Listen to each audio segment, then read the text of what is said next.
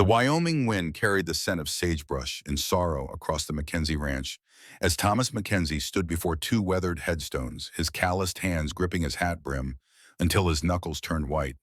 The marble markers bore simple inscriptions: Margaret Mackenzie, beloved wife, and Sarah Mackenzie, our little angel. 3 years had passed since the scarlet fever took them both during that terrible winter when he had been away on cattle business, yet the pain remained as fresh as a brand on green hide. Tom's weathered face, once handsome enough to turn heads in Laramie, now bore the lines of a man who had seen too much and lost everything that mattered.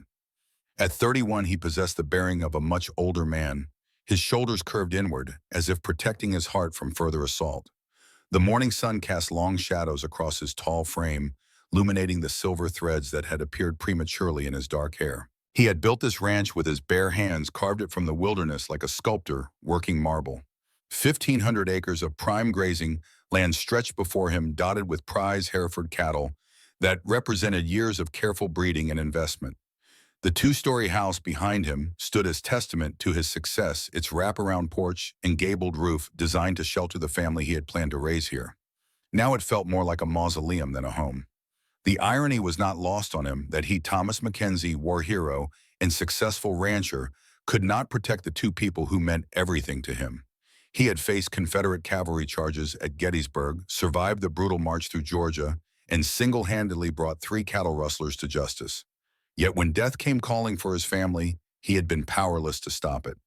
His reverie was broken by the sound of approaching hoofbeats. Carlos Mendoza, his foreman, and one of the few men Tom still trusted, rode up leading a saddled horse. The Mexican had worked for Tom for 8 years, weathering the good times and the bad without complaint. His weathered face held the wisdom that came from living close to the land and understanding the rhythms of life and death that governed ranch existence. "Senor Tom, you have been here since dawn," Carlos said in his accented English, dismounting with the fluid grace of a man born in the saddle. "The cattle need checking, and there is word in town of strangers asking questions." Tom nodded absently, his pale blue eyes still fixed on the graves. These morning visits had become ritual, a penance he imposed upon himself. He would stand here and remember their faces, their voices, the way Margaret hummed while she cooked breakfast, and how little Sarah would run to greet him when he returned from the range. The memories were both blessing and curse, keeping them alive in his heart, while reminding him daily of his failure. "What kind of strangers?" Tom asked, finally turning away from the headstones. Carlos shifted uncomfortably in his saddle. "The sheriff, he says they were asking about you specifically, about your situation, whether you might be looking for a wife." A bitter laugh escaped Tom's throat. "A wife? I can barely take care of myself, much less another woman." He swung up onto his horse, a magnificent black stallion named Thunder that had been his companion through war and peace. Did Sheriff Martinez say what these strangers look like? Two men well-dressed, but with the look of city folk who think they are clever. They left town heading north toward the railroad. Tom filed this information away for later consideration. In his experience, strangers asking personal questions rarely brought good news. He had made his share of enemies during his years as a cavalry officer and his subsequent work helping local law enforcement track down outlaws. Perhaps one of them had decided to settle old scores. They rode in companionable silence toward the south pasture where the main herd grazed peacefully in the morning sun. The cattle were Tom's pride, each animal carefully selected for size, temperament, and hardiness. He had plans to expand the herd, perhaps add sheep to diversify his income, but grief had sapped his ambition. These days he simply went through the motions of ranch life, maintaining what he had built without any vision for the future. As they topped a small rise, Tom spotted something that made him rein in his horse. A piece of white paper was wedged beneath a rock near the old oak tree that marked the boundary of his property. It fluttered in the breeze like a surrender flag. "Wait here," Tom told Carlos, dismounting and walking over to retrieve the paper. It was an envelope, expensive stationery, with his name written in neat feminine handwriting. His pulse quickened as he tore it open and read the contents. The letter was from a Miss Catherine Sullivan of Chicago, responding to what she believed was his advertisement for a mail-order bride. She wrote eloquently of her circumstances, her education, and her desire for a fresh start in the West. The letter was dated 2 weeks ago, and she mentioned her intention to travel to Wyoming Territory to meet him. She described herself as the daughter of a former Union Army soldier turned machinist, educated and capable of managing a frontier household. Tom's blood ran cold. He had never placed such an advertisement, never even considered the idea of my marrying. Someone was playing a dangerous game with his life and the life of an innocent woman. Carlos, he called, his voice tight with controlled anger, ride to town and find out everything you can about those strangers. I want to know who they were, where they came from, and what they really wanted. The foreman spurred his horse toward town without question, recognizing the tone in his boss's voice that brooked no argument. Tom stood alone on the rise, reading the letter again and trying to piece together the puzzle. Someone had not only impersonated him, but had done so convincingly enough to lure a respectable woman from Chicago to the wilderness of Wyoming. The implications were staggering. If this Catherine Sullivan actually came to Wyoming expecting to marry him, she would find herself stranded and vulnerable. Tom had seen what happened to unprotected women in frontier towns, and the thought made his stomach churn. Whoever had orchestrated this scheme had shown complete disregard for an innocent woman's safety. Tom folded the letter carefully and tucked it into his vest pocket. The morning sun climbed higher, promising another scorching day, but he felt chilled to the bone. Someone out there knew enough about his personal situation to craft a believable deception, which meant they had been watching him, studying his habits and vulnerabilities. The sound of a train whistle echoed across the valley, the daily arrival of the Union Pacific at Laramie Station. Somewhere on that train, or perhaps one that had come before, might be Catherine Sullivan, expecting to meet the man who would become her husband. The thought of her disappointment and danger gnawed at him as he mounted his horse and rode toward home. The Mackenzie ranch house had been designed for a family, its rooms spacious and welcoming. Margaret had chosen the wallpaper and curtains, had planned where furniture would go and how they would arrange their lives within these walls. Now Tom rattled around in it like a dried pea in a gourd, using only the kitchen, his study, and the master bedroom he could barely stand to enter. He spent the morning reviewing his account books, trying to focus on the mundane details of ranch management, while his mind wrestled with the mystery of the letter. His herd was thriving despite his emotional absence, thanks largely to Carlos and the crew of reliable hands, who had remained loyal even as Tom withdrew from active management. They deserved better than a boss who went through the motions of living while his heart remained buried in the cemetery. By afternoon, Carlos had returned with disturbing news. The two strangers had indeed been asking about Tom, specifically inquiring about his financial situation, his living arrangements, and whether he might be in the market for a wife. They had claimed to represent a matrimonial service, though they had been vague about details when pressed. Most concerning, they had asked about the location of his ranch and the best routes to reach it. Sheriff Martinez, he did not like these men, Carlos reported. He said they had the look of confidence, men the kind who prey on lonely people. Tom nodded grimly. The pieces were beginning to form a picture, though he still could not see the complete design. Someone wanted to hurt him, and they were willing to use an innocent woman as their weapon. The cruelty of it made his jaw clench with barely controlled fury. As evening approached, Tom found himself pacing the front porch, his eyes scanning the horizon for any sign of approaching riders or vehicles. The setting sun painted the mountains in shades of gold and crimson, the same colors Margaret had loved to capture in her watercolor paintings. Those paintings still hung on the walls inside, covered now with dust sheets because Tom could not bear to look at them. The sound of wheels on gravel brought him to full alertness. A hired wagon was approaching from the direction of town, driven by Pete Morrison, who ran the local livery stable. Beside Pete sat a young woman in a blue traveling dress, her dark hair pinned up beneath a modest hat. Even from a distance, Tom could see that she was beautiful, with the kind of refined features that spoke of good breeding and education. His heart sank as he realized this must be Catherine Sullivan, arriving exactly as her letter had promised. She looked so hopeful, so trusting as she gazed at the ranch house that she believed would become her new home. Tom felt sick knowing he would have to shatter her illusions and send her back into an uncertain world. Pete brought the wagon to a halt in front of the porch steps. "This here's Miss Sullivan from Chicago," he announced cheerfully. "Says she's come to marry you, Tom. Congratulations, you old dog. You never said nothing about getting yourself a bride." Catherine Sullivan climbed down from the wagon with graceful dignity, smoothing her travel-wrinkled skirts and approaching the porch with a nervous smile. She was even more beautiful up close, with intelligent brown eyes and a determined set to her jaw that suggested strength beneath her feminine exterior. She carried herself with the poise of a lady, yet there was something in her expression that spoke of recent hardship. "Mr. Mackenzie," she said, her voice clear and melodious, despite the obvious strain of long travel. "I am Catherine Sullivan. I believe you are expecting me." Tom removed his hat, his mind racing as he tried to find the right words. How did one explain to a lady that she had been the victim of an elaborate deception? How did one shatter dreams as gently as possible? "Miss Sullivan," he began, then stopped as he saw the hope shining in her eyes. She had risked everything to come here, had traveled alone across half the continent based on false promises. The least he could do was hear her story before destroying her world.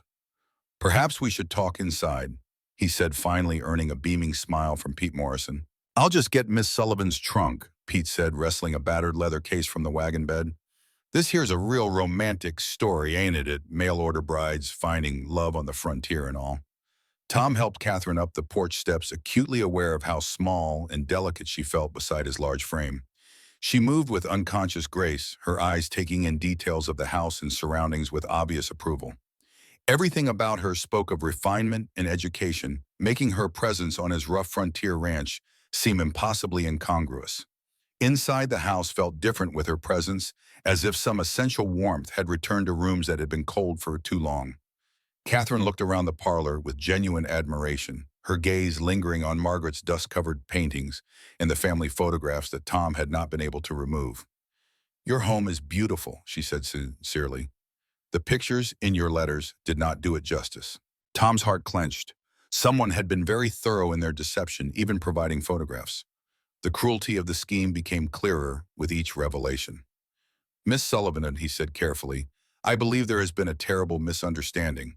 I have never corresponded with you, never placed any advertisement seeking a wife." The color drained from Catherine's face as if he had struck her.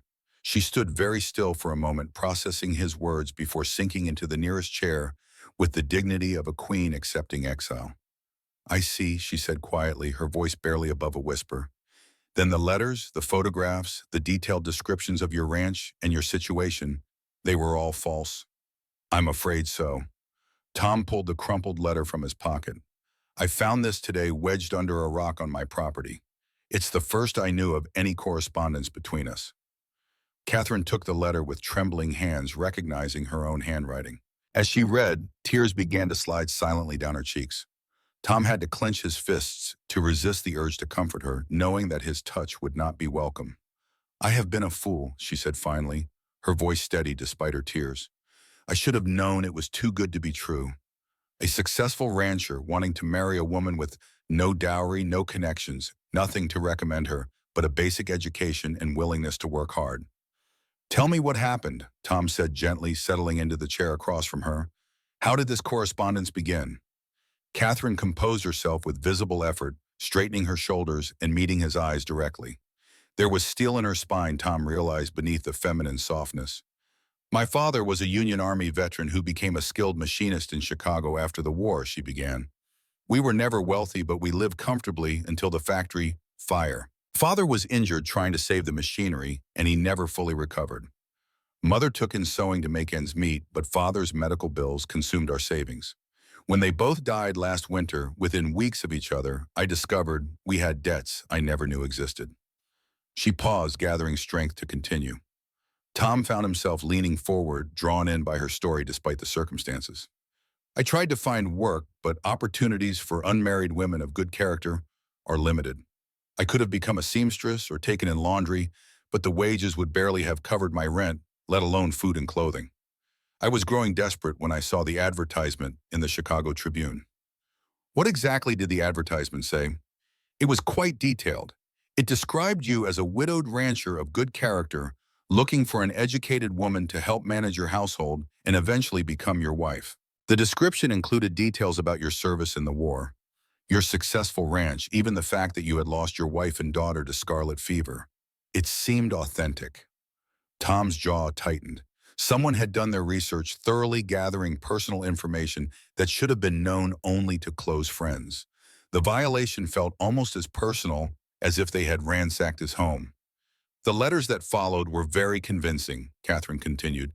They spoke of your loneliness, your desire to build a family again, your need for a partner who could appreciate the challenges and rewards of frontier life. There were even photographs of the ranch, the cattle, the house. Everything looked exactly as advertised. How many letters did you exchange? 6 over the course of 2 months. Each one seemed more genuine than the last. He wrote about his daily life, his hopes for the future, even shared memories of his late wife in a way that seemed heartbreakingly honest. Catherine's voice broke slightly. I thought I had found someone who understood loss, who could appreciate a woman for her character, rather than her dowry. Tom stood and walked to the window, his hands clasped behind his back. Outside, the sun was setting behind the mountains, painting the sky in brilliant oranges and purples. Margaret had always loved these Wyoming sunsets, claiming they were more beautiful than anything she had seen in her native Ohio. Miss Sullivan, he said without turning around, I want you to know that whoever did this to you, to us both, will face justice. I give you my word on that. Justice will not change my circumstances, Catherine replied with quiet dignity. I used the last of my money for the train ticket west. I sold everything I owned to pay for this traveling dress and my trunk. I have exactly $3.47 to my name. The confession hung in the air between them like a challenge. Tom turned to face her, seeing not just her beauty, but her courage in admitting her desperate situation. Another woman might have collapsed into hysterics or attempted manipulation. Catherine Sullivan faced her predicament with the dignity of someone who had learned to endure hardship without losing her essential decency. You are welcome to stay here tonight, Tom said carefully. Tomorrow I will arrange passage back to Chicago and provide you with enough money to establish yourself there. I cannot accept charity, Catherine said firmly. I may be many things, Mr. Mackenzie, but I am not a beggar. Then we will consider it a loan to be repaid when your circumstances improve. Catherine studied his face, looking for signs of pity or condescension. Finding neither, she nodded slowly. Very well, but I insist on working for my keep while I am here, however briefly. Pete Morrison had left her trunk on the porch, and Tom carried it upstairs to the guest room that had been intended for visitors who never came. The room was clean but impersonal, furnished with a simple bed dresser and washstand. Catherine followed him up the stairs, her movements graceful despite her obvious exhaustion. This is lovely, she said, running her hand over the quilted coverlet. Thank you for your kindness, Mr. Mackenzie. I know this situation cannot be easy for you either. Tom paused in the doorway, struck by her consideration for his feelings, despite her own devastating disappointment. Ma'am, if you don't mind my asking, what made you believe marriage to a stranger was preferable to other options? Catherine turned to face him, her brown eyes serious. Have you ever been truly alone, Mr. Mackenzie? Not just without family, but without anyone in the world who cares whether you live or die. That kind of loneliness makes even an unknown future seem preferable to certain solitude. Her words hit Tom like a physical blow, describing his own existence with uncomfortable accuracy. He had been living in exactly that kind of isolation, going through the motions of life while feeling utterly disconnected from the world around him. I understand, he said quietly, perhaps more than you know. Something passed between them in that moment, a recognition of shared pain that neither had expected to find. Tom cleared his throat and stepped back into the hallway. Mrs. Patterson comes in from town twice a week to help with cooking and cleaning. She left a pot of stew on the stove before she went home. You must be hungry after your journey. I am actually. Thank you. They ate dinner in relative silence, both lost in their own thoughts. Catherine had excellent table manners and a natural grace that would have made her a credit to any man's table. Tom found himself studying her profile when she was not looking, noting the determined set of her jaw and the way she held herself with dignity despite her reduced circumstances. After dinner, Catherine insisted on washing the dishes while Tom tended to his evening chores. When he returned from checking on the horses, he found the kitchen spotless, and Catherine sitting in the parlor, reading one of Margaret's books. She looked up as he entered, her face illuminated by the warm glow of the oil lamp. I hope you don't mind, she said. I found this collection of poetry on the shelf. Your wife had excellent taste in literature. Tom's chest tightened at the casual mention of Margaret, though he was surprised to find it did not hurt quite as much as usual. She did indeed. She was a great reader, always trying to educate me about fine literature and art. She painted these, Catherine gestured toward the dust-covered canvases on the walls. Yes, she had talent, though she always claimed to be just an amateur. Tom moved to one of the covered paintings and carefully lifted the cloth, revealing a stunning landscape of the ranch in spring. This was her favorite view from the bedroom window at sunrise. Catherine rose and came to stand beside him, studying the painting with obvious appreciation. She was far from amateur. This shows real skill and a deep love for this place. You must miss her terribly. Every day, Tom admitted, surprised by his willingness to share such personal pain with this stranger. She and our daughter, Sarah, they died of scarlet fever 3 years ago while I was away on business. I am so sorry for your loss. Catherine's voice held genuine sympathy. To lose them both at once must have been unbearable. Tom replaced the dust cover with gentle hands.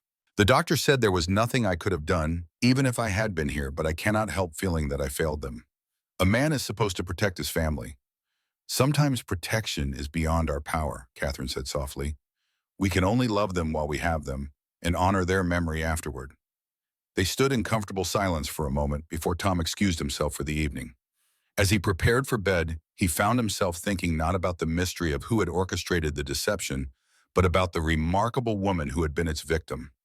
Catherine Sullivan possessed a strength and dignity that commanded respect, along with the beauty that was more than merely physical. In different circumstances, he might have been honored to court such a woman properly. Tom cut off that line of thinking before it could fully form. He had loved once and lost everything. He would not make himself vulnerable to that kind of pain again, no matter how appealing the temptation. The next morning dawned clear and cold, with frost coating the grass and a hint of snow in the air. Tom rose early, as was his habit, dressing quietly and making his way to the kitchen to prepare coffee. He was surprised to find Catherine already there, fully dressed and tending a pan of eggs on the stove. Good morning, she said with a smile that seemed forced. I hope you do not mind. I wanted to make myself useful. You didn't need to do that, Tom protested, but she waved away his objections. I told you I would not accept charity. If I am to stay even one night under your roof, I must earn my keep. She had set the table with Margaret's good china and prepared a breakfast that would have done justice to a fine hotel. The eggs were perfectly cooked, the biscuits golden and fluffy, the coffee strong and black. Tom found himself eating with more appetite than he had felt in months. This is excellent, he said sincerely. Where did you learn to cook like this? My mother taught me, but I also learned from necessity. After my parents became ill, I took over most of the household duties. My father, being a former soldier, also taught me practical skills he thought I might need on the frontier, including how to handle firearms. Catherine's hands were steady as she poured more coffee, though there was pride in her voice when she mentioned her father's military service. They were finishing breakfast when the sound of approaching horses interrupted the peaceful morning. Tom rose and walked to the window, his expression darkening as he recognized the riders approaching the house. Stay inside, he told Catherine, reaching for the rifle that hung over the fireplace mantel. 3 men dismounted in front of the porch, their faces hard and their intentions clearly unfriendly. Tom recognized the leader immediately, Jake Morrison, a cattle rustler he had helped capture and send to prison 2 years ago. Morrison had sworn vengeance when the judge sentenced him to 5 years hard labor, but Tom had assumed the man would serve his full term. Well, Morrison called out as Tom stepped onto the porch, rifle in hand. If it ain't the famous Thomas Mackenzie, hero of the frontier. Heard you got yourself a mail-order bride, Tom. That true. Tom's blood ran cold as the pieces of the puzzle finally clicked into place. Morrison must have been released early and had orchestrated the entire deception as part of his revenge. The cruelty of using an innocent woman as a weapon was exactly the kind of twisted thinking Tom would expect from a man like Morrison. What do you want, Jake? Tom kept his voice level, despite the rage building in his chest. Why, just to congratulate you on your upcoming nuptials, Morrison replied with a savage grin. Course I hear tell there might be some problems with the arrangement. Seems like maybe the lady ain't quite what she expected to find. Through the window, Tom could see Catherine watching the confrontation with obvious concern. She pressed herself against the wall beside the window, clearly trying to stay hidden while keeping track of what was happening outside. Right away, Jake, Tom warned. You've had your fun. Leave it be. Oh, I don't think so. See, Tom, you cost me 2 years of my life in that hellhole they call a prison. Seems only fair I should cost you something in return. That pretty little gal in there, she's got nowhere to go and no money to get there. Makes her real vulnerable to the kind of men who prey on desperate women. Morrison's meaning was crystal clear, and Tom felt a killing rage building in his chest. The man was threatening Catherine, using her helpless situation as a weapon against him. "You touch her, and I will kill you," Tom said quietly, but his words carried the weight of absolute certainty. Morrison laughed and spat into the dirt. Big talk from a man who couldn't even protect his own wife and kid. "Tell me, Tom, where were you when they needed you most, out playing cowboy while they died alone?" The words hit their target with devastating accuracy. Tom's grip tightened on the rifle, his finger moving closer to the trigger. Morrison had always been skilled at finding people's weaknesses and exploiting them without mercy. "That's enough," Tom growled, but Morrison was just getting started. "You know what I think, Tom? I think you're cursed. Everyone who gets close to you ends up dead or ruined. How long you think that pretty little city girl will last once word gets around about what happens to women who trust Thomas Mackenzie?" The shot came without warning, the rifle bullet kicking up dust at Morrison's feet. The outlaw's horse reared in fear, nearly unseating him, as Tom worked the lever action and aimed for center mass. "Next one goes through your heart," Tom promised. "Get off my land and don't come back." Morrison fought to control his frightened horse, his face twisted with fury and frustration. "This ain't over, Mackenzie. That girl in there, she's got no protection once she leaves here. Think about that." The three men rode away at a gallop, but Tom knew they would be back. Morrison was not the type to give up easily, and he had found the perfect weapon to use against him in Catherine's vulnerable situation. The knowledge that she would be in danger the moment she left his protection ate at Tom's conscience like acid. He turned to find Catherine standing in the doorway, her face pale but her posture erect. She had heard every word of the confrontation, including Morrison's cruel taunts about his family's death. "Those men," she said quietly, "they were the ones who created this deception, were they not?" Tom nodded grimly. "Jake Morrison has a grudge against me. Using you was his way of striking back." "I see." Catherine wrapped her arms around herself as if suddenly cold. "And now I have become a liability to you as well as a victim of his scheme." "You are not a liability," Tom said firmly. "You are an innocent woman who deserves better than to be used as a pawn in someone else's game of revenge."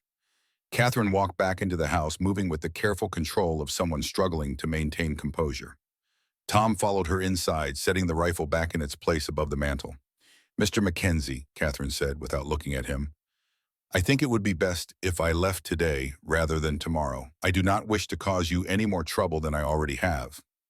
"Where will you go?" Tom asked. "You said yourself you have no money and no prospects." "I will manage somehow. I always have." Tom studied her profile, noting the determined set of her jaw and the way she held her head high despite her impossible circumstances. Catherine Sullivan was a fighter, he realized. Life had knocked her down repeatedly, but she kept getting back up and facing forward. It was a quality he admired, perhaps because he had lost it himself after Margaret and Sarah's death. "There might be another option," he heard himself saying, though he had not consciously made the decision to speak. Catherine turned to face him, hope and wariness warring in her brown eyes. "What do you mean?" Tom ran a hand through his hair, hardly believing what he was about to suggest. "This ranch is too big for one man to run properly. I need help with the household management, someone who can cook decent meals and keep the books. You need a safe place to stay and honest work to support yourself." "Are you offering me employment?" "I am." Tom met her gaze steadily. "Room and board plus wages. Nothing improper, nothing beyond what any housekeeper would do. It would give you time to decide what you want to do with your future without having to make desperate choices." Catherine was quiet for a long moment, considering his offer from all angles. Tom could see her weighing the practical benefits against the potential complications of staying on a remote ranch with a man she barely knew. "What about your reputation?" she asked finally. "People will talk if an unmarried woman lives in your house." "Let them talk. Anyone who knows me knows I would never compromise a lady's virtue." "And what about Morrison? You said he would be back." Tom's jaw tightened. "Morrison is my problem to handle. You would be under my protection here, safer than you would be anywhere else." Catherine nodded slowly. "Very well, I accept your offer, Mr. Mackenzie, but I want to make one thing clear from the beginning. This is strictly a business arrangement. I am not looking for a husband, and I assume you are not looking for a wife." "Agreed, ma'am," Tom said, though he felt a strange pang of something that might have been disappointment. "Strictly business." Oh, they shook hands on the agreement, Catherine's small hand disappearing in Tom's larger grasp. For a moment, their eyes met and held, and Tom felt something stir in his chest that he had thought died with Margaret. Whatever it was, he ruthlessly suppressed it. Catherine Sullivan deserved better than to become involved with a broken man who had failed to protect everyone he had ever loved. Outside, storm clouds were gathering on the horizon, promising the kind of late autumn weather that could trap people together for days at a time. Tom looked at the approaching storm and wondered what he had gotten himself into. Having Catherine in his house, even as an employee, was going to test his resolve in ways he was not sure he was prepared for. But as he watched her efficiently clear away the breakfast dishes with the competence of a woman accustomed to hard work, Tom felt something he had not experienced in 3 years. For the first time since Margaret's death, the big house did not feel quite so empty. The storm that had been threatening all morning finally arrived with the fury that only Wyoming weather could deliver. Wind howled around the ranch house, driving snow against the windows and making the sturdy structure creak and groan. Tom had seen storms like this trap people for a week or more, and he found himself both grateful and apprehensive that Catherine would be sharing his shelter through the long nights ahead. Catherine had proven herself remarkably capable throughout the day, moving through the house with quiet efficiency as she familiarized herself with its rhythms and needs. She had reorganized the kitchen with an eye toward practicality, cleaned rooms that had been neglected since Mrs. Patterson's last visit, and prepared a dinner that filled the house with aromas Tom had not experienced since Margaret's death. Yet despite her competence, he caught her pausing occasionally to stare out at the storm with an expression of barely concealed anxiety. "You seem troubled by the weather," Tom observed as they sat by the fire after dinner, Catherine mending one of his shirts while he worked on ranch accounts that had been neglected too long. "I have never experienced anything quite like this," Catherine admitted, setting down her sewing to gaze at the frost-covered windows. "In Chicago, storms meant staying indoors and waiting for the city services to clear the streets. Here, it feels as though we are completely cut off from the rest of the world." Tom followed her gaze to where the snow was piling against the glass in drifts that would soon reach the windowsill. "We are for the time being, but this house has weathered storms like this for 15 years. We have enough food and fuel to last through anything nature can throw at us." "That is comforting to know." Catherine picked up her mending again, her fingers working with practiced skill. "May I ask you something personal, Mr. Mackenzie?"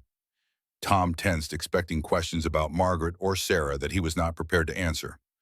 "What would you like to know? This Morrison person who came here today, what exactly did you do to earn his hatred?"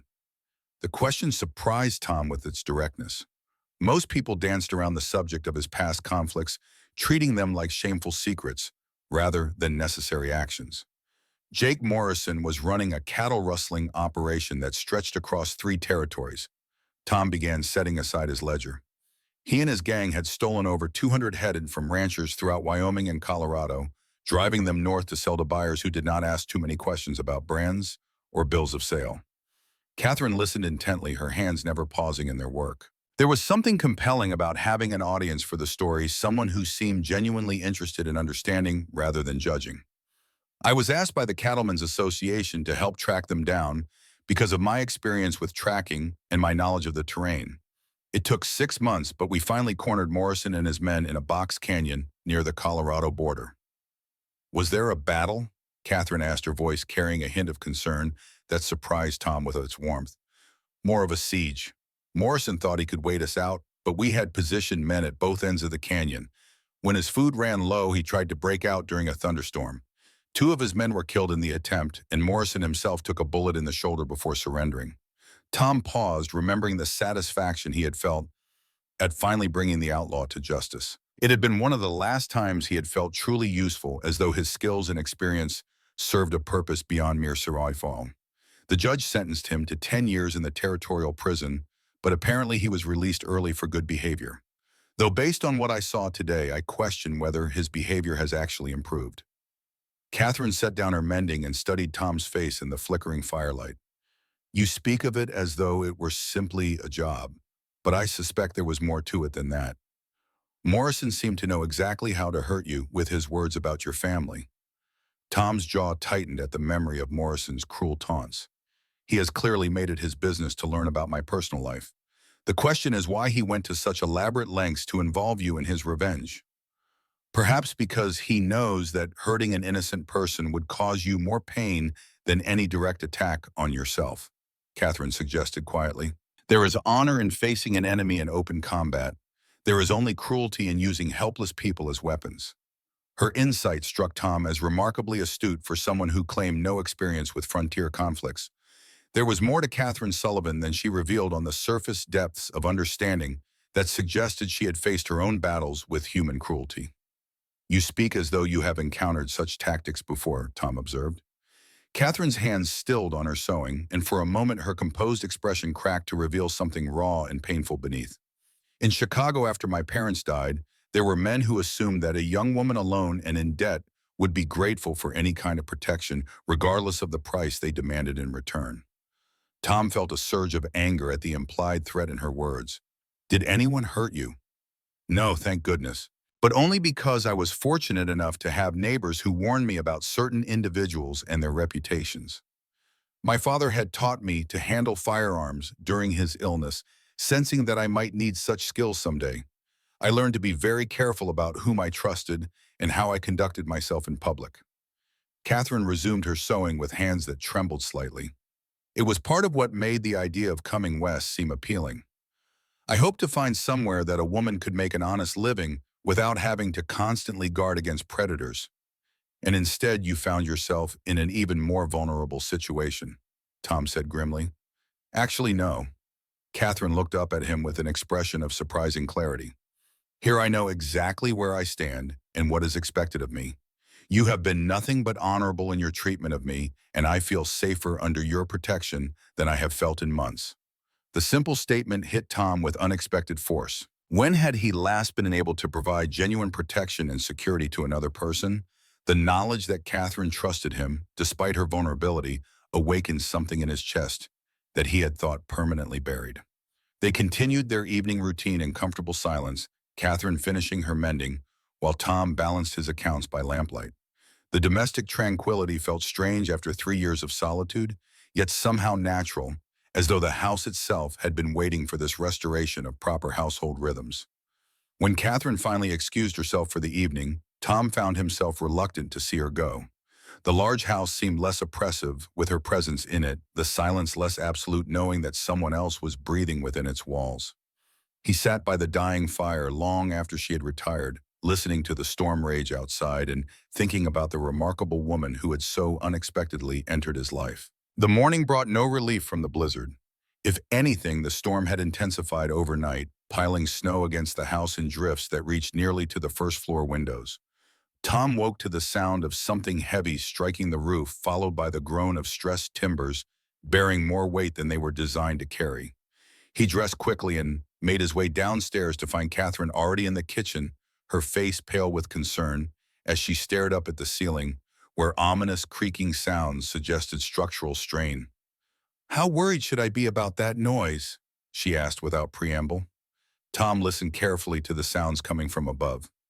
The roof was designed to handle heavy snow loads, but this storm is testing its limits. I should probably get up there and clear some of the weight before we have real problems. In this weather, surely that would be far too dangerous. More dangerous than having the roof cave in while we sleep, Tom replied, already moving toward the mudroom where his heavy weather gear waited. I have done this before. The trick is to work quickly and stay roped to something solid. Catherine followed him, her expression clearly showing that she thought his plan bordered on insanity. What if you slip and fall? What if you become disoriented in the blizzard? I would have no way to help you or even know what had happened. Tom paused and pulling on his heavy coat, struck by the genuine concern in her voice. When had anyone last worried about his safety? Margaret had fretted over his dangerous work, but that felt like a lifetime ago. Having someone care about his well-being was both comforting and unsettling. I will be careful, he promised, pulling on thick gloves and checking the rope he would use to anchor himself. But this needs to be done now, before the accumulation gets any heavier. The storm hit him like a physical assault the moment he stepped outside. The wind was strong enough to stagger him, and the snow fell so thickly that he could barely see his own hands. He fought his way around to the side of the house where a ladder was permanently mounted, testing each rung carefully before trusting his weight to it. The roof was treacherous, covered with a layer of ice beneath the heavy snow that made every step a potential disaster. Tom worked methodically, shoveling snow over the edge in manageable sections, while the rope around his waist kept him tethered to the solid brick chimney. The physical labor felt good despite the dangerous conditions, reminding him that his body was still capable of useful work, even if his spirit remained damaged. He was making good progress when disaster struck without warning. A section of roof that had seemed solid suddenly gave way beneath his feet, sending him plunging through into the house below in a cascade of snow ice and splintered wood. The rope caught him before he could fall completely through, leaving him suspended in the hole he had created while debris rained down around him. Through the opening, he could see into what had once been Sarah's nursery, the room he had kept exactly as it was the day she died. The rocking chair where Margaret had sung lullabies sat covered with snow now, and the tiny crib was half buried under debris from the collapsed ceiling. The sight hit him like a physical blow more painful than any injury he might have sustained in the fall. "Mr. Mackenzie," Catherine's voice reached him from below, filled with alarm. "Are you hurt?" Tom struggled to pull himself back up through the hole, his hands numb with cold and his heart heavy with renewed grief. The rope held his weight, but his injured shoulder protested the strain as he fought to regain the roof surface. "I am all right," he called back, though he was anything but. Seeing Sarah's room violated by the storm felt like losing her all over again, a fresh assault on memories he had tried so hard to preserve. By the time he made his way back inside, Catherine had already begun cleaning up the debris that had fallen into the nursery. She worked with quiet efficiency, carefully setting aside the few unbroken toys and books, while sweeping up the worst of the damage. Her presence in that sacred space should have felt like an intrusion, but instead it seemed like a gentle healing. "You are bleeding," she observed as he stood dripping in the doorway, noting the cut on his forehead where a piece of wood had struck him. "It is nothing serious." Tom touched the wound gingerly, surprised to find his fingers came away red. The injury was minor compared to the emotional damage of seeing his daughter's room destroyed. Catherine disappeared and returned with clean cloth and a basin of warm water. Without asking permission, she began cleaning the wound with gentle, practiced hands. Her touch was soft but sure, and Tom found himself studying her face as she worked, noting the small line of concentration between her brows and the way she bit her lower lip when focused on a difficult task. "You have done this before," he observed. "I helped care for my parents during their final illnesses," Catherine replied, dabbing carefully at the cut. "One learns to tend injuries when medical care is expensive and not always available." She was standing very close to him, close enough that he could smell the faint scent of lavender soap in her hair and feel the warmth of her breath on his face. The intimacy of the moment was both comforting and dangerous, awakening feelings Tom had thought permanently buried with his wife. "This room," Catherine said quietly, not looking away from her ministrations, "it belonged to your daughter." Tom stiffened, waiting for the usual platitudes about loss and healing that people always offered when confronted with grief they could not understand. Instead, Catherine simply continued her careful cleaning of his wound while snow continued to drift through the hole in the ceiling above them. "Her name was Sarah," Tom said finally. "She would have been 6 years old next month." "What was she like?" The simple question caught Tom off guard. Most people avoided asking about the dead, as though speaking of them might somehow make the loss more real. Catherine seemed to understand that memories, even painful ones, were treasures to be honored rather than buried. "She was fearless," Tom said, a ghost of a smile touching his lips. "Margaret always worried that Sarah would hurt herself climbing trees or chasing after the ranch hands, but nothing frightened that little girl. She had plans to be a cattle driver when she grew up, said she was going to help me run the biggest ranch in Wyoming." Catherine secured the bandage with gentle hands before finally stepping back. "She sounds like she inherited her father's courage and determination." "She inherited her mother's stubbornness, that much is certain." Tom looked around the damaged room, seeing past the destruction to the memories it still contained. Margaret spent months preparing this room, choosing every piece of furniture, sewing the curtains and the bedding. She said a child's room should be the most beautiful place in the house because children deserve to be surrounded by love. She was right. Catherine bent to pick up a small wooden horse that had escaped damage in the collapse. This was Sarah's. Tom nodded, taking the toy with hands that shook slightly. He had carved it herself during the long winter before Sarah's birth, working by the fire while Margaret sewed tiny clothes and hummed lullabies. The horse had been Sarah's favorite toy, the one she carried everywhere and refused to sleep without. I kept everything exactly as it was the day she died, Tom admitted. I thought if I preserved it perfectly, somehow part of her would remain here too. Catherine studied his face with eyes that held no judgment, only understanding. And now, Tom looked around the snow-covered room, seeing it clearly for the first time in 3 years. The preserving cold had stopped time here, but time was meant to flow forward, not remain frozen in place. Sarah was gone, but life was meant for the living. Now I think maybe it is time to let her go, he said quietly, to honor her memory without being imprisoned by it. They worked together through the rest of the morning, carefully removing Sarah's belongings and storing them in the attic where they would be safe from further weather damage.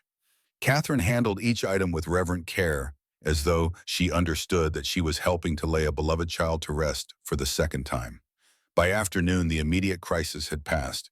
Tom had managed to patch the hole in the roof well enough to keep out the worst of the weather, though permanent repairs would have to wait for better conditions. The storm continued to rage outside, but inside the house felt warmer somehow, as though some barrier to heat and light had been removed along with the debris from Sarah's room. They ate lunch in comfortable silence, both exhausted by the morning's emotional and physical labor. Catherine had prepared a hearty stew from ingredients she found in the pantry, and Tom found himself eating with genuine appetite for the first time in weeks. Catherine, he said as she cleared away their dishes, I want to thank you for what you did today. Helping with Sarah's room, I mean. It could not have been easy for you. Catherine paused in her work, turning to face him with an expression that was both sad and hopeful.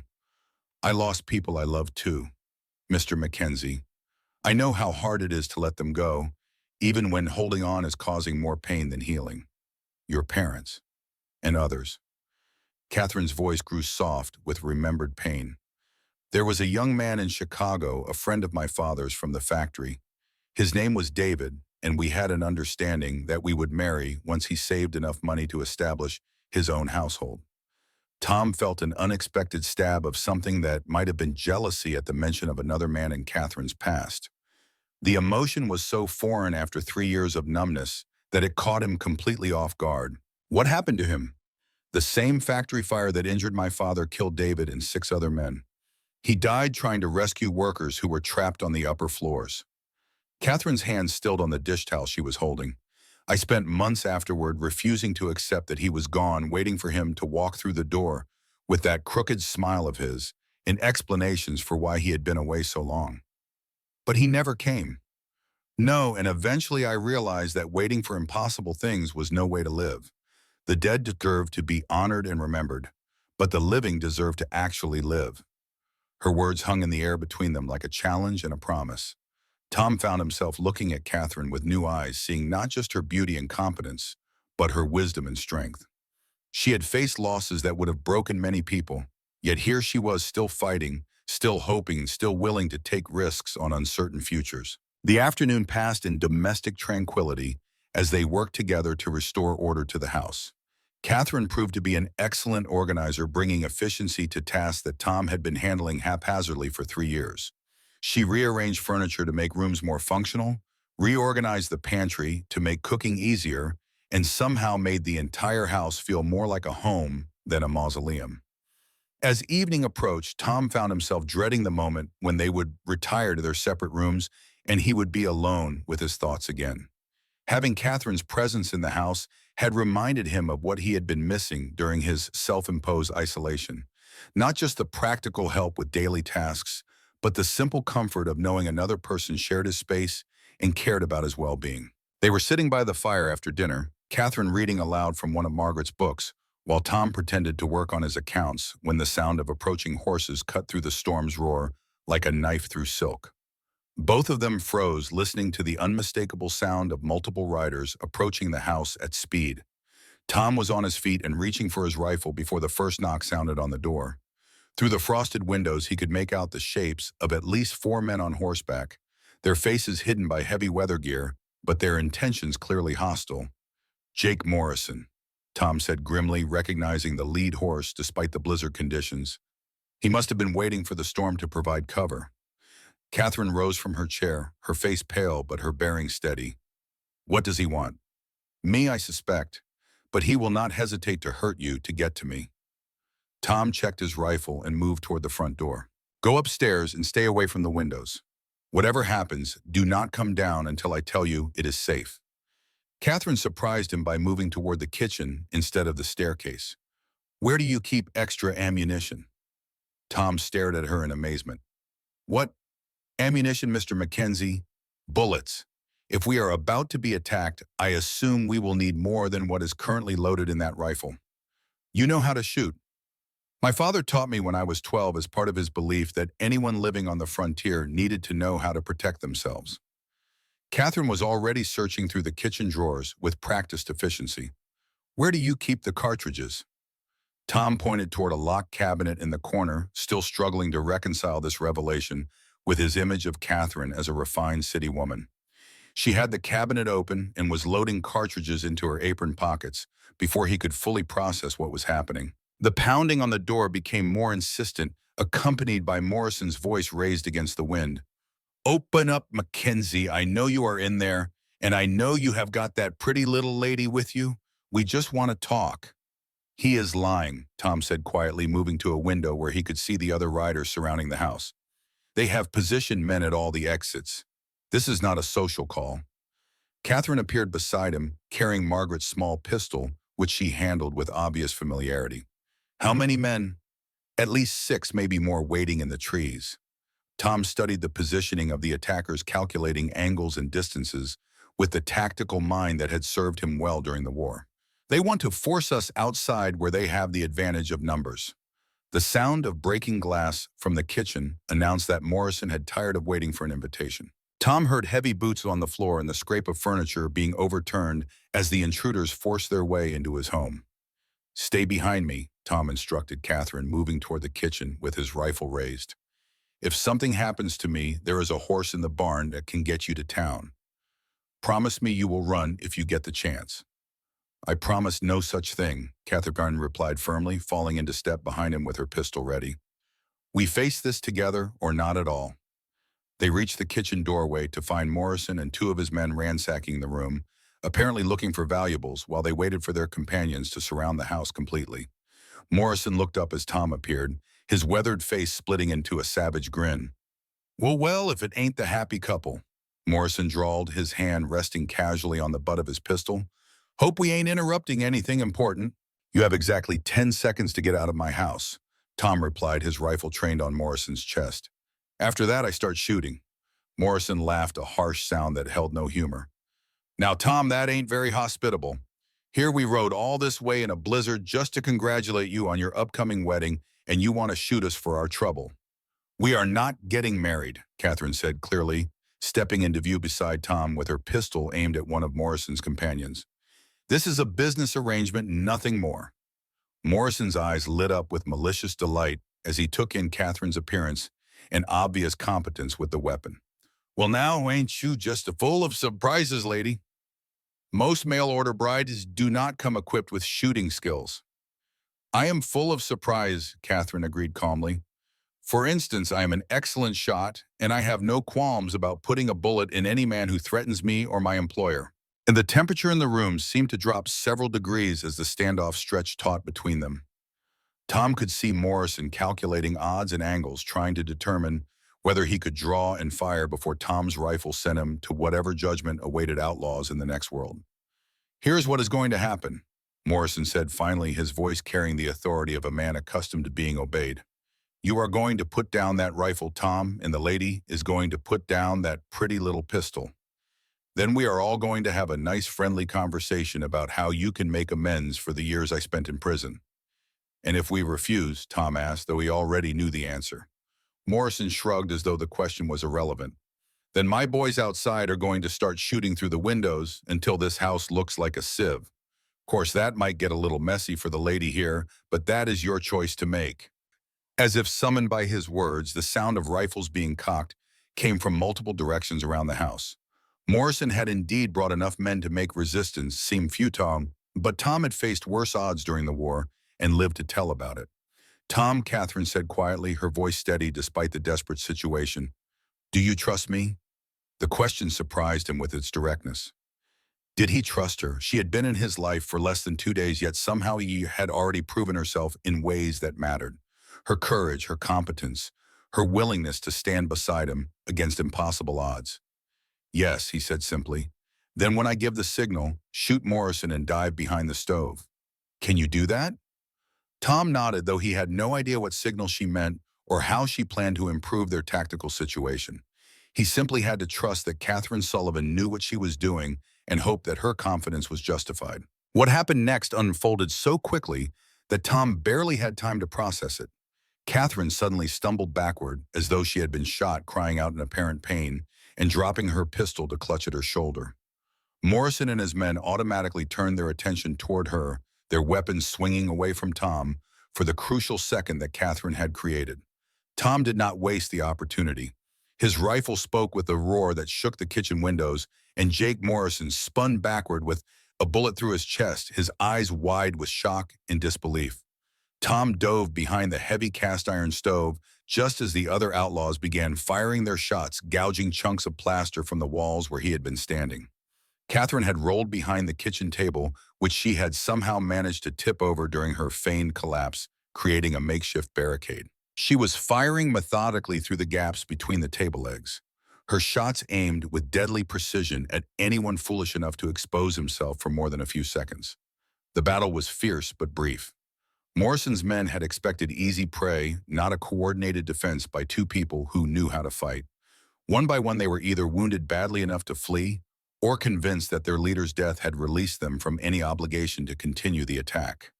When silence finally fell over the kitchen, Tom raised his head cautiously above the stove that had sheltered him. Morrison lay motionless on the floor, his eyes staring sightlessly at the ceiling he would never see again.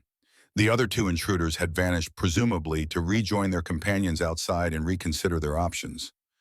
Catherine was reloading her pistol with hands that trembled only slightly, her face pale but determined. She looked up as Tom emerged from cover, and he saw something in her eyes that he had not expected. Not fear or shock at the violence, but grim satisfaction at a job well done. Are you hurt? Tom asked, moving quickly to her side. No, though I may have some impressive bruises tomorrow from that fall. Catherine accepted Tom's hand up, testing her balance before releasing his grip.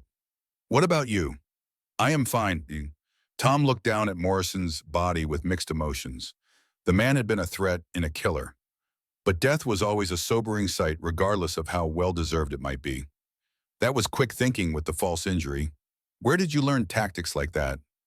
Catherine, his smile was grim but proud. My father may have been a machinist, but he served with the Illinois infantry during the war.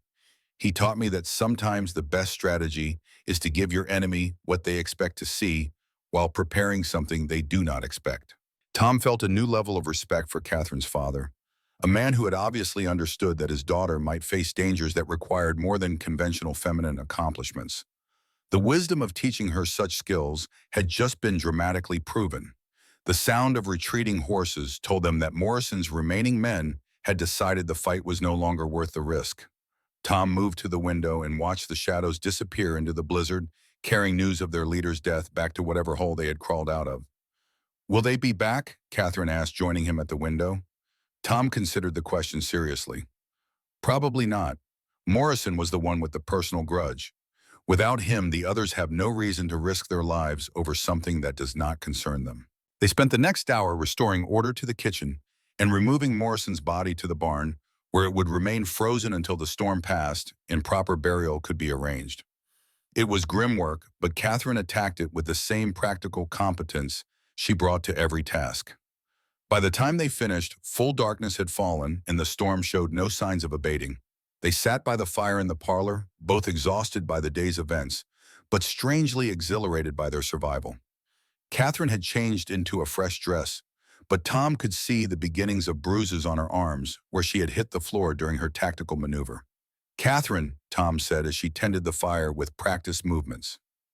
I owe you an apology. She looked up in surprise. Whatever for? I brought you into this situation. Morrison targeted you because of me, because he knew hurting an innocent woman would be the best way to get his revenge. You could have been killed because of my past mistakes. Catherine set down the poker and turned to face him fully. Mr. Mackenzie, may I speak plainly? Tom nodded, though he was not sure he wanted to hear whatever she was about to say. Jake Morrison was an evil man who chose to blame you for the consequences of his own criminal actions. You did not make him steal cattle, and you did not make him seek revenge against the man who brought him to justice. He made those choices himself. Catherine moved to sit on the sofa beside his chair, close enough that he could see the firelight reflected in her dark eyes. Furthermore, I am not some helpless damsel who stumbled innocently into this situation. I made the choice to come west. I made the choice to accept your offer of employment, and I made the choice to stand and fight beside you today. I am a grown woman capable of making my own decisions about the risks I am willing to accept. Tom studied her face, seeing strength and determination that commanded his respect. Catherine Sullivan was unlike any woman he had ever known, combining feminine grace with a core of steel that had been forged by hardship and loss. You saved my life today, he said quietly. That distraction you created gave me the opening I needed to take Morrison down before he could coordinate his men's attack. And you saved mine by trusting me enough to follow my lead without question. Catherine smiled, a genuine expression of warmth that made Tom's pulse quicken despite his efforts to remain detached. We make a good team, Mr. Mackenzie. They did indeed, Tom realized. In crisis, they had moved together with the coordination of people who understood each other instinctively. Catherine had anticipated his reactions just as he had trusted her judgment, creating a partnership that was more than the sum of its parts. Tom, he said impulsively, my name is Tom. I think after today we can dispense with excessive formality.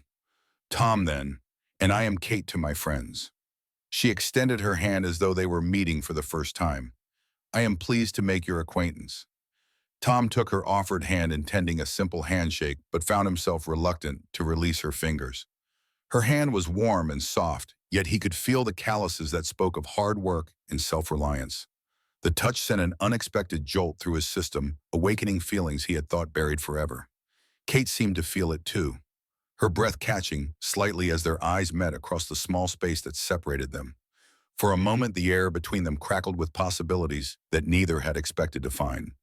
Tom could see his own confusion and longing reflected in Kate's expression, the same war between caution and desire that was tearing at his own heart.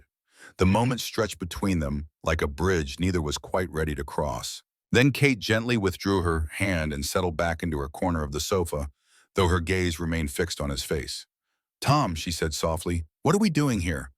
The question hung in the air between them, loaded with implications that went far beyond their current employment arrangement. Tom knew she was asking about the attraction that was growing between them, the connection that had nothing to do with practical considerations and everything to do with the fundamental loneliness they both carried. I do not know, Tom admitted honestly. 6 months ago, I would have said I had no interest in ever caring about another person. The risk of loss was too great, the pain too overwhelming to face again.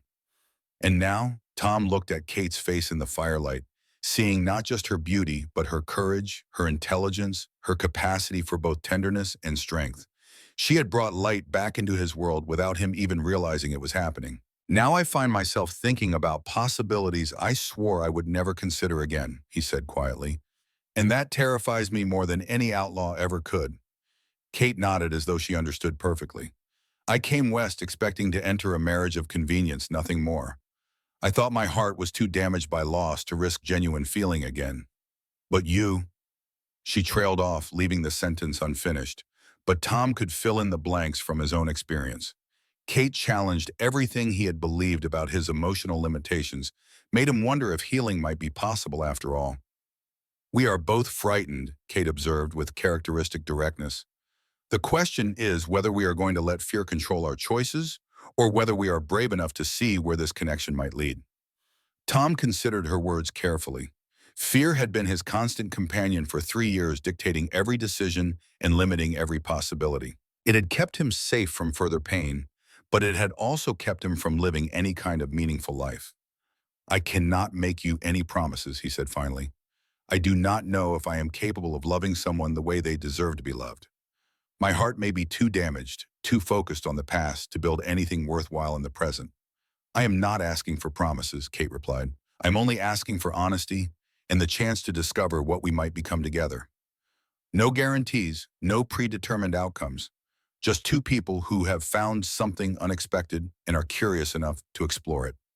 Tom felt something shift in his chest, a loosening of the tight control he had maintained over his emotions for so long. Kate was offering him a chance at redemption, at finding his way back to the land of the living through connection with another damaged soul. All right, he said, the words feeling strange and liberating on his tongue. We explore this, whatever it is, and see where it leads us. Kate's smile was like sunrise after a long, dark night, illuminating her face with joy and hope that made Tom's heart stutter in his chest. She reached out and took his hand again, this time with no pretense of a business handshake. Their fingers interlaced naturally, as though they had been designed to fit together. They sat like that for a long time, watching the fire burn down to glowing embers while the storm raged outside. Neither spoke, but both understood that something fundamental had changed between them.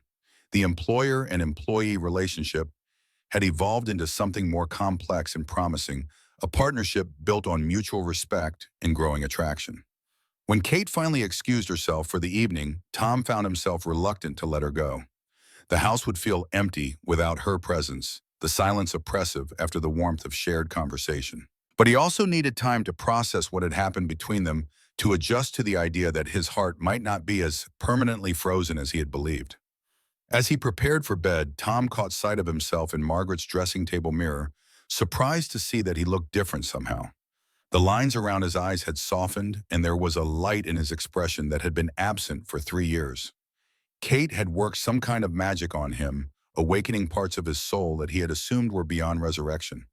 The storm was finally beginning to show signs of weakening as Tom settled into bed, though snow continued to fall steadily outside his window. Tomorrow would bring new challenges, practical decisions about their relationship and the future of the ranch. But tonight, for the first time in years, Tom fell asleep with something approaching hope in his heart. In the guest room down the hall, Kate lay awake staring at the ceiling and marveling at the turn her life had taken. She had come to Wyoming expecting to enter a loveless marriage of convenience and had instead found something far more precious. Tom Mackenzie was nothing like the man she had expected to meet and everything she had never dared to hope for in a partner. The attraction between them was undeniable, but it was built on a foundation of respect and shared experience that made it feel substantial rather than superficial. They had faced danger together and emerged stronger, had shared their deepest fears and found understanding rather than judgment. As sleep finally claimed her, Kate smiled at the thought of the morning to come. There would be much to discuss, many decisions to make about the future they might build together. But for the first time since her parents' death, she felt as though she truly belonged somewhere, as though she had found not just shelter, but a real home. The blizzard that had trapped them together was finally spending its fury, but the warmth it had kindled between two lonely hearts showed no signs of diminishing. If anything, it seemed to be growing stronger with each passing hour, promising possibilities that neither had dared to imagine when they first met, as strangers bound by deception and necessity. The morning after the blizzard dawned crisp and blindingly white with sunshine streaming through frost-covered windows like liquid gold. Tom woke to the sound of Kate moving about in the kitchen below the familiar domestic rhythms that had become so precious to him over the past week. The storm had finally exhausted itself during the night, leaving behind a transformed landscape where familiar landmarks disappeared beneath pristine drifts of snow. He dressed quickly and made his way downstairs, pausing in the kitchen doorway to watch Kate work at the stove. She had braided her dark hair into a practical style that left her neck exposed, and the morning light caught the graceful curve of her throat as she hummed softly to herself. The sight stirred something deep in his chest, a warmth that had nothing to do with the fire crackling in the hearth. "Good morning," he said, his voice rougher than he intended with sleep, and something else he was not quite ready to name. Kate turned with a smile that made his pulse quicken, despite his best efforts to maintain emotional distance. "Good morning, Tom. I hope you slept well." "Better than I have in years," he admitted, accepting the cup of coffee she offered. Their fingers brushed as he took it, sending that now familiar jolt of awareness through his system. The storm seems to have passed. Yes, though I suspect we will be snowed in for several more days while the roads clear. Kate returned to her cooking, but Tom caught the pleased note in her voice. The prospect of extended isolation together no longer seemed like a hardship to either of them.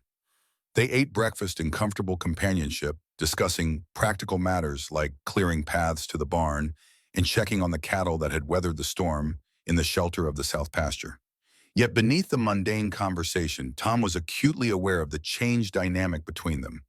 Every shared glance carried weight now. Every casual touch seemed charged with significance. It was while Tom was chopping wood behind the house that he spotted the rider approaching across the snow-covered valley. The man was still distant, but something about his posture in the saddle triggered Tom's instincts for danger. He set down his axe and called for Kate, who appeared at the back door with flour dusting her hands.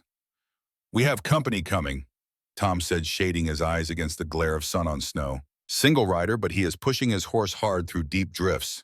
That suggests urgency." Kate disappeared inside and returned with the rifle, which she handed to Tom, before taking up her position at the window where she could cover his back if needed. Their coordination was automatic now, born of shared danger and mutual trust. The rider proved to be Sheriff Martinez from Laramie, his weathered face grim with news that Tom suspected would not be welcome. Martinez was a good man and a capable lawman, but his presence at the ranch could only mean trouble. Tom missed Sullivan. Martinez nodded to each of them as he dismounted his horse, steaming in the cold air. "I came as soon as the roads were passable. We need to talk." "Come inside, Sheriff," Kate said, already moving toward the kitchen to pour coffee for their unexpected guest.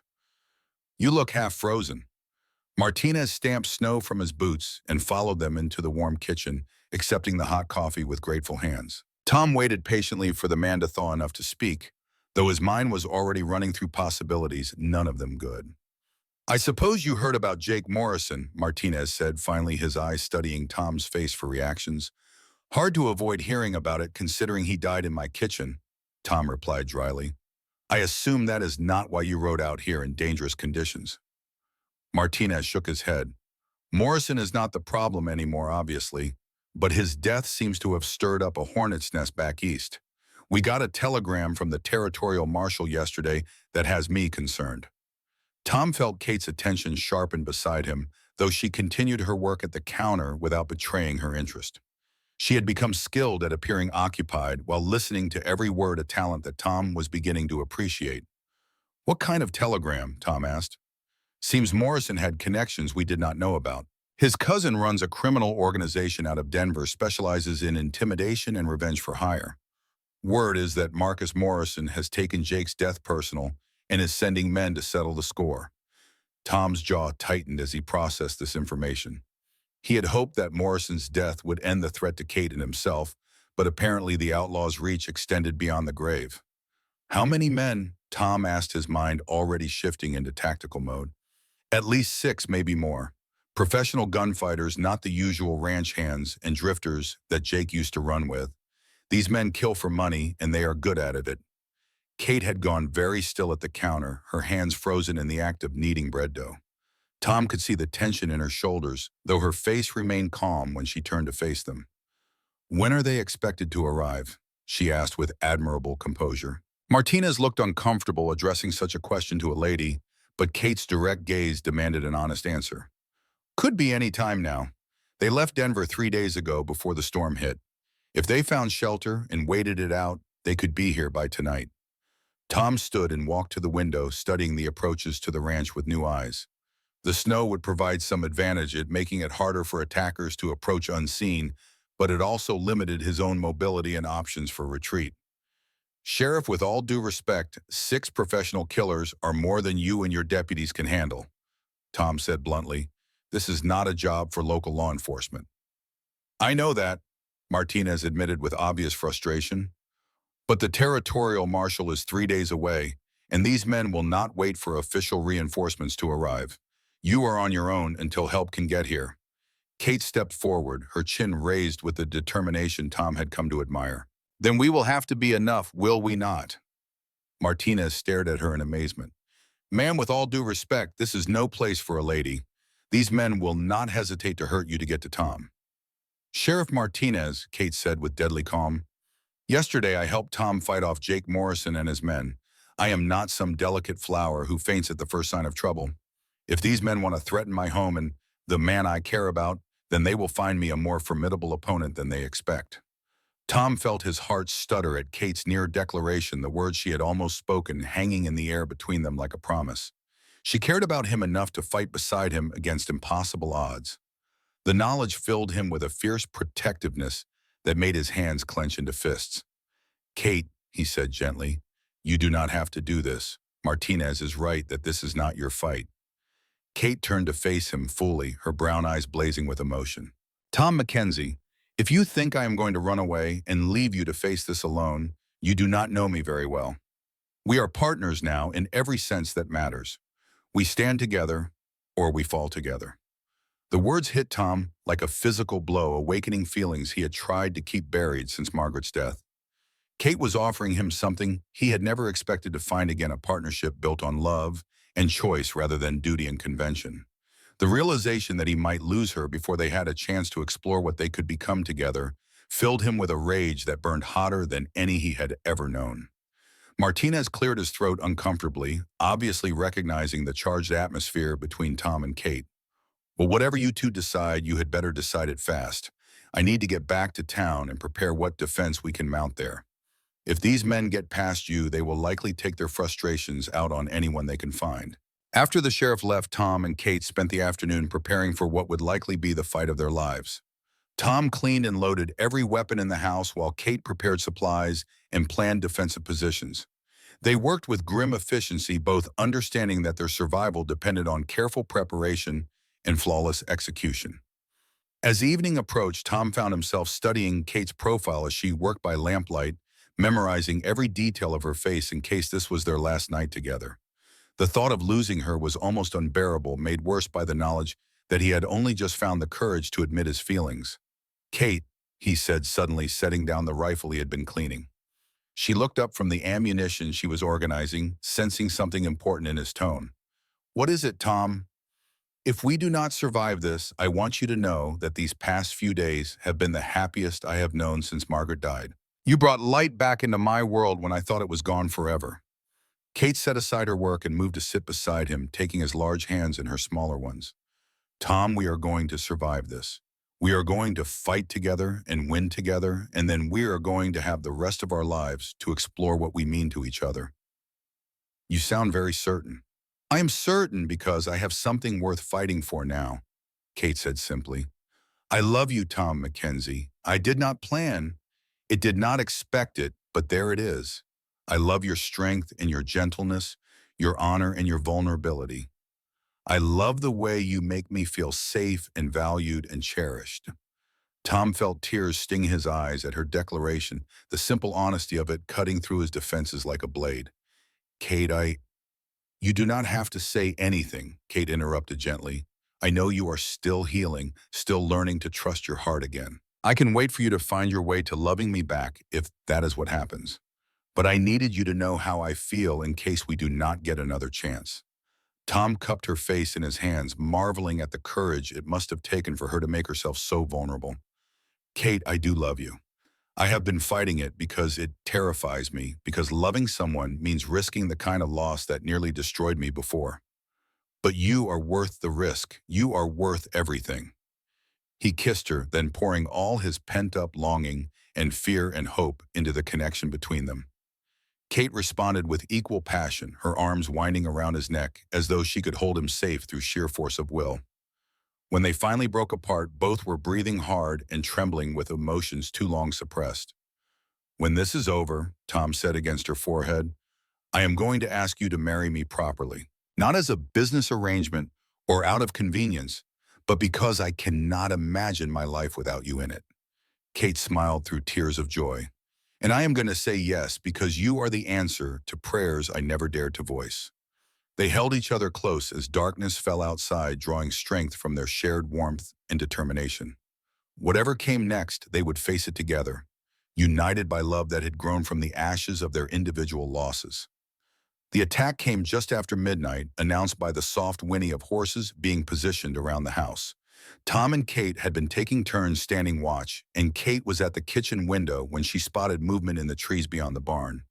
"They are here," she whispered, moving to wake Tom from the light doze he had allowed himself in the parlor chair.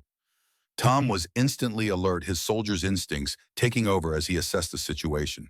Through the windows, he could see dark shapes moving with the professional precision, surrounding the house and cutting off all avenues of escape. These men were clearly skilled at their deadly trade.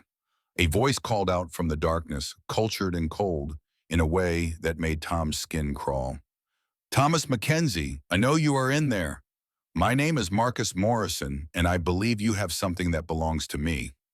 Tom moved to the front window, staying back in the shadows where he could see without being seen.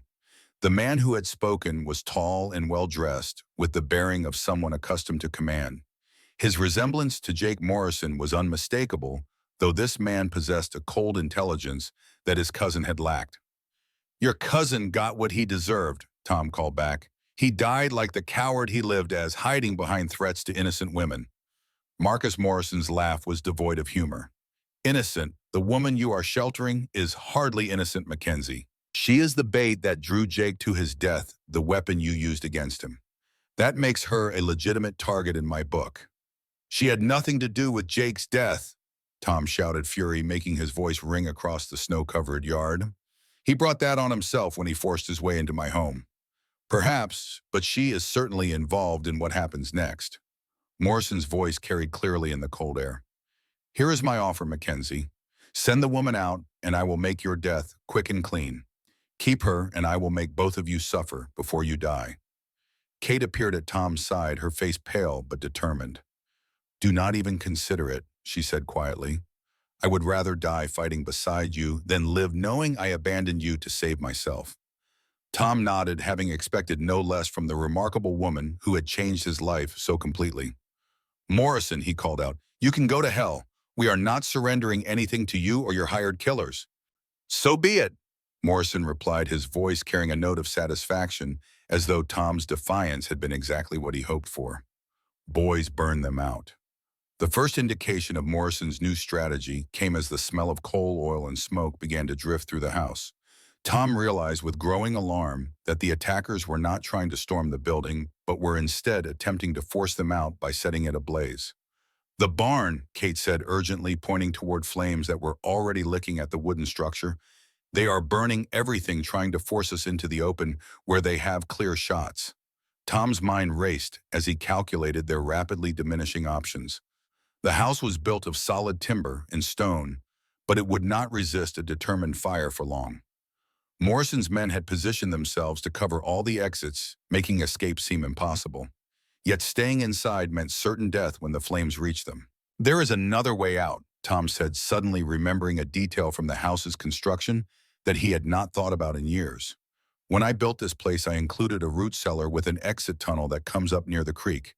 It was meant for storing vegetables, but it might serve as an escape route." Kate's eyes lit with hope. "Where is the entrance?" Tom led her to the kitchen pantry, where he pulled aside sacks of flour and beans to reveal a trap door set into the floor.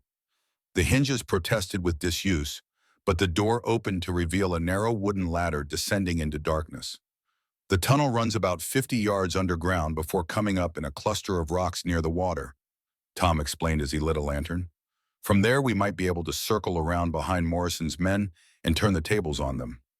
Kate gathered extra ammunition and the medical supplies they might need, her movements quick and efficient despite the danger closing in around them. Smoke was beginning to seep through the walls now, and Tom could hear the crackle of flames approaching the main structure.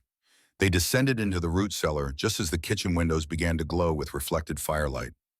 The tunnel was cramped and musty, barely wide enough for Tom's broad shoulders, but it represented their only chance of survival.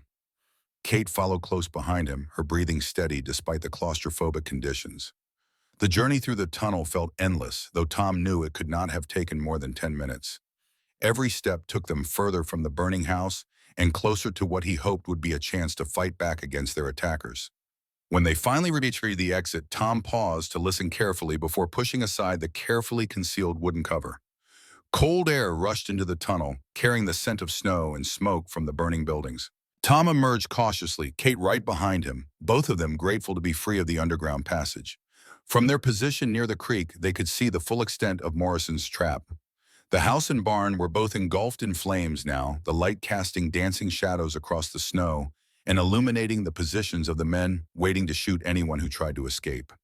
6 men positioned around the burning buildings, Tom counted quietly, plus Morrison himself near the front gate. They think we are still inside, which gives us the advantage of surprise. Kate checked her pistol and rifle with practiced movements. What is the plan? Tom studied the tactical situation with the eye of a veteran soldier. Morrison's men were focused on the burning house, expecting their quarry to come stumbling out in desperation. They had not posted sentries to watch their rear, confident that their overwhelming numbers made such precautions unnecessary. We circle around behind them and pick off as many as we can before they realize what is happening, Tom said grimly. It is not a perfect plan, but it is the only chance we have. They moved through the darkness like ghosts using the cover of trees and snowdrifts to approach Morrison's men from behind. Tom went left, while Kate went right, each taking position to cover multiple targets.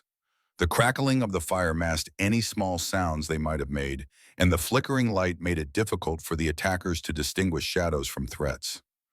Tom's first shot took down the man covering the back door, the gunman falling silently into the snow without alerting his companions. Kate's pistol spoke almost simultaneously, dropping another assassin who had been watching the side windows. For a moment it seemed as though their desperate strategy might actually succeed. Then Marcus Morrison's voice cut through the night like a blade. "They are not in the house, you fools. Find them." The remaining gunmen scattered with professional efficiency, taking cover behind trees and outbuildings as they searched for Tom and Kate in the darkness. The element of surprise was gone now, and Tom knew they were once again outnumbered by skilled killers who would show no mercy. A muzzle flash erupted from behind the well, the bullet gouging bark from the tree Tom was sheltering behind. He returned fire immediately, his shot echoing across the valley as he sought targets in the shifting shadows. Kate was somewhere to his right, her own weapon adding to the deadly chorus as both sides fought for their lives. The battle was fierce and desperate, with neither side able to gain a decisive advantage in the chaotic darkness. Tom had faced similar fights during the war, but never with so much at stake personally. The knowledge that Kate's life hung in the balance made every shot crucial, every decision potentially fatal. A cry of pain from Kate's position made Tom's blood run cold. He abandoned his cover and ran toward the sound, heedless of the bullets whining past his head. He found Kate crouched behind a fallen log, pressing her hand against a bleeding wound in her left arm. "How bad?" Tom asked urgently, dropping down beside her. "Not serious, but I am losing blood faster than I would like," Kate replied through gritted teeth. "More importantly, we are almost out of ammunition, and they still have at least 3 men, plus Morrison himself." Tom checked his own remaining cartridges and confirmed Kate's assessment. They had maybe 6 shots left between them, not nearly enough to finish this fight on their current terms. They needed a new strategy, something that would eliminate their enemies entirely or convince them that the cost of victory was too high to pay. The solution came to him as he looked back toward the burning ruins of his house, seeing how the fire had spread to consume everything he had built over 15 years. The flames were hot enough to be seen for miles, bright enough to illuminate the entire ranch yard. And more importantly, they represented a weapon he had not yet considered using. "Kate, can you make it to the creek?" Tom asked, helping her bind her wounded arm with strips torn from his shirt. "I think so. Why?" Tom pointed toward the burning barn, where the roof was beginning to collapse in showers of sparks and flaming debris. "The fire is spreading to the hay stored in the loft. When that goes up, it is going to create an explosion that will take out anyone within 50 yards of the building." Kate's eyes widened as she understood his plan. "You want to drive them toward the barn and trap them there when it explodes." "Exactly. But the timing has to be perfect, and we need to get Morrison and his remaining men positioned correctly." Tom checked his rifle one last time. "Can you handle that wounded arm long enough to help me herd them into position?" Kate's smile was grim but determined. "Just tell me what you need me to do." They split up again, using the last of their ammunition to drive Morrison's men toward the blazing barn through a series of carefully placed shots. Tom could see the building's structure beginning to fail, the intense heat warping metal and weakening support beams. They had maybe 5 minutes before the stored hay reached critical temperature and exploded with the force of several sticks of dynamite. Morrison had realized something was wrong, his cultured voice shouting orders as he tried to regain control of the tactical situation. But his men were pinned down now, caught between Tom and Kate's crossfire and the growing intensity of the flames behind them. They had no choice but to seek cover closer and closer to the doomed building. Tom's last shot took down another gunman just as his rifle clicked empty. Kate had already exhausted her ammunition, leaving them defenseless except for the trap they had set. Everything now depended on timing and luck, neither of which were reliable allies in a gunfight. The explosion when it came exceeded even Tom's expectations. The barn disappeared in a ball of orange flame that lit up the entire valley, the shock wave knocking Tom and Kate flat even from their protected position near the creek.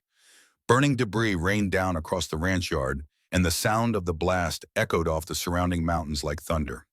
When the smoke cleared, Marcus Morrison and his surviving men were gone, either killed in the explosion or eliminated by the falling wreckage.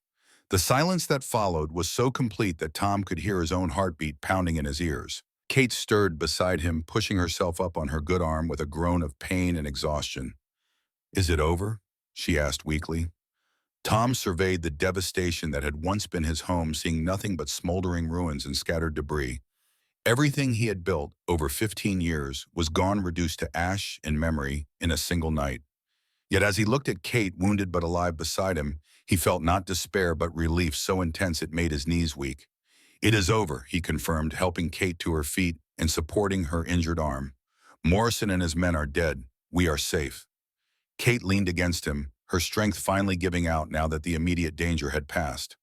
"Tom, your house, your barn, everything you worked for, I am so sorry." Tom looked around at the destruction one more time, then turned his attention back to the woman in his arms. "Kate, buildings can be replaced. Cattle can be replaced. But you losing you would have been unbearable. Everything else is just things." They made their way slowly back toward where the house had stood, picking through the smoldering wreckage for anything that might have survived the fire. Most of Tom's possessions were gone, including Margaret's paintings and the few mementos he had kept of Sarah. Yet somehow he found he could let them go more easily than he would have expected. The past was gone, but the future remained to be built. Sheriff Martinez arrived at dawn with a posse of volunteers from town, having seen the glow of the fire from miles away. They found Tom and Kate huddled together near the creek, sharing warmth and comfort as they waited for rescue. Kate's wound had been properly bandaged with strips from Tom's shirt, and though she was pale from blood loss, she was in no immediate danger. "Jesus Christ, Tom," Martinez breathed, surveying the complete destruction of the ranch. "What happened here?" Tom gave the sheriff a brief account of the night's events, while the Dr. Martinez had brought along tended to Kate's injury. The story of their escape through the tunnel and the final battle impressed the posse members, several of whom had known Tom for years, without realizing the full extent of his tactical abilities. "Morrison and his men?" Martinez asked when Tom finished his account. "Dead, all of them. The explosion took out anyone who was still alive after our gun battle." Tom gestured toward the crater where the barn had stood. "Their bodies are probably scattered across half the county by now."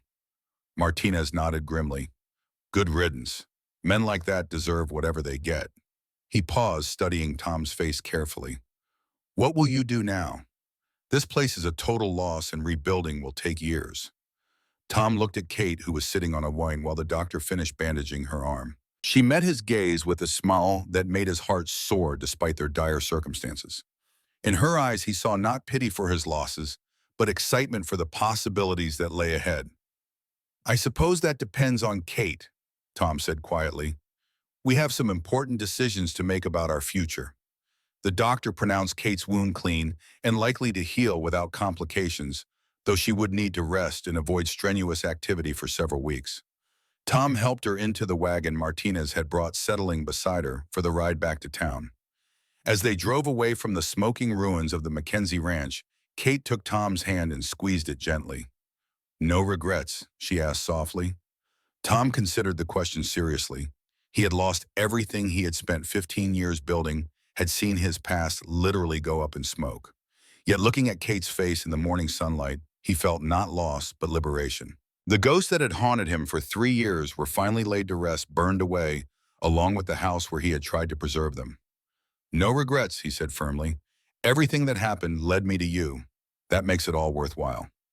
They spent the next week in town while Kate recovered and Tom made arrangements for their future. The Cattlemen's Association offered him a position as their chief investigator, traveling throughout the territory to track down rustlers and other criminals who preyed on honest ranchers. The work would be dangerous, but well paid, and it would allow them to travel together while Tom put his skills to good use. On a sunny morning exactly 1 week after the fire, Tom and Kate stood before the preacher in the small church at the center of Laramie. Kate wore a simple blue dress that the ladies of the town had sewn for her, while Tom had managed to find a clean suit that fit his large frame reasonably well. Sheriff Martinez served as best man, while the doctor's wife stood up as Kate's matron of honor. The ceremony was simple but heartfelt, with Tom's voice strong and clear as he promised to love and protect Kate for the rest of his life. When Kate spoke her own vows, her voice carrying across the small church, filled with well-wishers from town, Tom felt his heart swell with joy and gratitude for the remarkable woman who had chosen to build a life with him. "You may kiss your bride," the preacher announced with a smile. Tom cupped Kate's face in his hands and kissed her tenderly, sealing their union before God and the community that had welcomed them both. When they broke apart, Kate's eyes were shining with tears of happiness, and Tom felt as though his heart might burst from the sheer intensity of his love for her. The wedding reception was held in the town hall, with the entire community contributing food and music for the celebration. Tom found himself surrounded by friends and neighbors who wanted to congratulate him and welcome Kate officially into their midst. The warmth of their reception touched him deeply, reminding him that home was not just a place, but the people who cared about your well-being. As evening fell, Tom and Kate retired to the small house they had rented on the outskirts of town. It was modest compared to the ranch house Tom had built, but it felt like a palace because Kate was there to share it with him. They sat together on the small porch, watching the sun set behind the mountains and planning their future together. "I have been thinking about children," Kate said quietly, her head resting on Tom's shoulder. "I know it might be difficult for you given what happened to Sarah." "I would love to have children with you," Tom interrupted gently. "Sarah will always be part of my heart, but that does not mean I cannot love other children just as deeply. If God blesses us with a family, I will treasure every moment we have with them." Kate smiled and took his hand, placing it gently on her stomach. "Then I have wonderful news for you, husband. We are already blessed." Tom stared at her in amazement as the meaning of her words sank in. I mean that in about 7 months you are going to be a father again." Kate confirmed, her smile radiant with joy. "I suspected before the attack, but I wanted to be certain before I told you." Tom felt tears of happiness stream down his face as he pulled Kate into his arms, holding her as though she were made of the most precious crystal. After years of believing his heart was too damaged to love again, he now had a wife who adored him and a child on the way. The future that had seemed so bleak only weeks ago now stretched before them, bright with promise. "I love you, Mrs. Mackenzie," Tom whispered against Kate's hair. "More than I ever thought possible. And I love you, Mr. Mackenzie." Kate replied, her voice warm with a contentment. "Always and forever." As they sat together in the gathering dusk, planning their new life and dreaming of the children they would raise together, Tom marveled at the unexpected turns his life had taken. Kate had come to Wyoming as a mail-order bride, seeking security, and had instead found a love that transformed them both. The ranch he had lost could be rebuilt, but the love they had discovered was irreplaceable, a treasure worth more than all the cattle and land in Wyoming territory. The stars came out one by one in the clear mountain sky, bearing witness to their happiness and blessing their union with the promise of countless nights to come. Tom Mackenzie, the broken cowboy who had thought his heart was buried forever, had found redemption in the arms of a remarkable woman who had taught him that love was always worth the risk of loss. Their story was just beginning, but it was already everything he had ever dared to hope for, and more than he had ever believed he deserved. The mail-order bride who had come to him through deception had become the greatest blessing of his life, proving that sometimes the most beautiful love stories began with the most unlikely circumstances. Years later, when their children asked about how their parents had met Tom, and Kate would smile and tell them about the blizzard that had trapped them together, the dangers they had faced side by side, and the love that had grown from the ashes of their individual losses. It was a story of courage and redemption, of two broken hearts that had healed each other and built something beautiful together. The Mackenzie Ranch would rise again stronger and more prosperous than before, but it would be built on the foundation of love rather than loneliness. And at its heart would always be the memory of a desperate young woman who had collapsed into a stranger's arms and found not just shelter from the storm, but a home that would last forever.